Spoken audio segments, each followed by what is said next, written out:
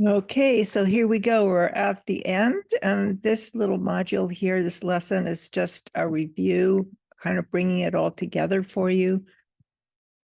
So first of all, I want to give you a summary of manifesting. If you just follow the summary, you'll get what you need in your life. If you focus, if you use those skills that we went over, then you can have a house, a car, an aisle seat, your income, relationships, generally anything you really want in the world.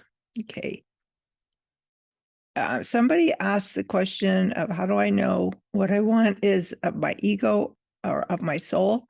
And what I want to say to that is it doesn't matter. It really doesn't matter. You will learn this process as you go, whether you're coming from your ego or your soul. You need to learn these skills. You need to learn how to do it. And anything that comes from your ego is not going to be ultimately fulfilling. That's how you'll eventually know. So if what you're manifesting is what you want, but it's not fulfilling, then you know that you're coming from more of an ego place than of a soul place. Because from the aspect or from inside the soul, what we yearn for, what we long for is extremely fulfilling because it is the fulfillment of what we are here to manifest in the world. So in essence, doesn't matter. Just do it. So the process is you're going to focus on your vision or your goal. You're going to let go of any how, surrender the how to the universal intelligence. Your higher mind intelligence knows exactly how to bring what you want to you. You're going to make a committed decision to it. And once you make that decision, you're going to use your imagination to focus on what it is that you want, not on what you don't want. And that is where it gets tricky because you really have to be focused. Focused is the key capacity here, to focus your mind constantly and continually on what you want. When you find it going off into what you don't want, you just bring it back. You can use those switching strategies. You don't want to let doubt or fear or the programming thoughts distract you. Oh, that's a little typo, isn't it? I think distract is that. Okay, you're going to follow your inspirations and your intuitions because that is coming from your higher mind. It's giving you little clues and leading you in the direction that you want to go. Do not give up, because when you give up, you are surrendering to your programming. You're saying, okay, programming, I really couldn't do this. You're going to take over, and that's it. That's the end until you pick it back up again. So you might as well not give up. You keep repeating this process until what you want lands into your world. So when you are working really from that place of your soul calling you forward, your purpose calling you forward, you need to remember this. So if you let others define you, you will be lost. It takes a lot of courage to stand in the center of yourself, say no to what others want you to be, and follow your own path. This isn't an easy task. Part of the process is learning to say no, to have good boundaries, and being able to listen inside to what really lights us up, lights our fire. That's how we know. That's how we know that we are on path. In the beginning, you can reach for something unattainable, but it's got to be attractive. So the reaching for this unattainable vision is what calls you forward. It's the vision from your soul, and it feels unattainable in the beginning because it's not part of your programming to have that. But if you follow that little small voice inside, it will give you the vision, and your job is to begin to trust that vision and move it forward. Move yourself forward towards that, and that will grow you into the person you need to become in order to land that vision into your reality. In order to become the person the vision is asking you to become, you need to start taking the steps, and the steps will show you, it will bring up the programming, it will bring up the resistance, and that's where you can begin to do your healing work so that you can evolve yourself and change your subconscious programming into the person who you are becoming. So here is a basic flow chart. It makes it pretty simple. You start with your vision or your goal. If you're purely about manifesting it, you stay focused, you affirm it, you visualize it, you expect it, and you repeat that process over and over again. You do not let the voice of doubt and fear distract you. You do not let incidentals, unimportant things distract you. Okay. If at some point you hit a stuck point or you hit a place of resistance, or you may be plummeted into some grief, that's fine. This is where you then begin to shift over to the healing modalities where you can uncover the beliefs that are underlying, uncover the patterns. You can go into internal family systems and work with parts. You can use psychedelics to break down some of those patterns to show you the way out of those patterns.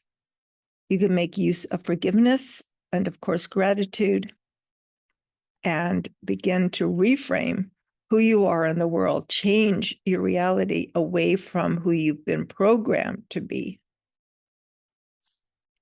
So here we go again. So here's the default mode programming. You're going to use the power of choice, your imagination, your inspiration, your intuition, and also your rational mind, your ability to ask questions, to become conscious.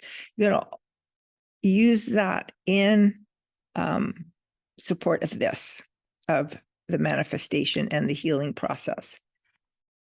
A daily practice of forgiveness, I recommend that so that you can start each day anew. So you can look at the night, in the evening of your day, you can look at the day. Where did you mess up? Did you fail? Did you make a mistake? Who might you have harmed? Where might you be feeling some shame or experiencing guilt? Like, what are the lessons of all those experiences? How am I holding on to my bitterness or my resentment? And begin practicing letting it go after you've learned the lesson. So you have to go through the lesson learning. You have to go through grappling with the issue so that you can get to the point where you've got your lesson. And when you've got your lesson, you can let it go. So part of the process of letting it go is acknowledging your humanity. You're not perfect, and neither is anybody else.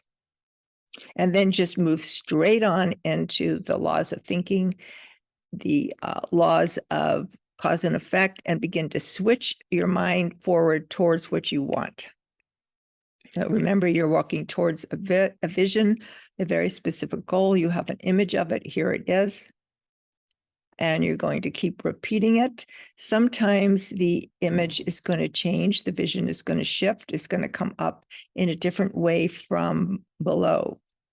It's going to emerge and unfold from the new being that you're becoming as you are going towards that vision. So you want to allow for that shifting and that changing to happen. You don't have to get stuck on the place where you started, because if it's a worthwhile vision, it's going to meet you where you are. And then as you change and as you unfold your identity, or as your identity shifts to become the person, that image may begin to change. And so you want to allow it to change. And that's where the practice of active imagination is so powerful. So we can go into those images, we can play with those images, we can have relationship with those images, we can ask ourselves, we can ask the image what it is, what its meaning is for us. Why is it here? What are we about? What is our relationship? We want to deepen into that relationship. And I love this quote as a reminder. William Blake said that if the sun and moon should ever doubt, they would go out. Okay. I like this exercise. I'm going to leave you with this. Look at where you are now, where your DMN would take you. So where you would be in 5 years from now. Just look at it. Imagine if you did not make these changes in 5 years, where would you be? And then do the same thing. Begin exploring. What else could I become? Who else could I become? How could I change myself in a huge way? How could I have a greater impact in my community? What can I do that would make use of my capacities and my gifts that I'm not touching on right now, and begin really exploring. This is a time for exploration, experimentation. You can use your imagination to explore all these different ways of being in the world, who you would like to become at a later point in time. I also like this, when Abraham Hicks said, how far from reality are you able to imagine? I love that. It gives us permission to really dream and fantasize and see how far we can go. Okay, that's it. I hope you have a lot of fun with the tools and skills that you've gotten from this class. If you want to continue this work, please don't hesitate to reach out. The next program would be to step into Psialchemy, and you can deepen your connection with others and in community as well as with yourself with this work. That's where we do both the creative work to move us forward while we're dipping into the healing work. Okay, loved sharing this with you. Have fun.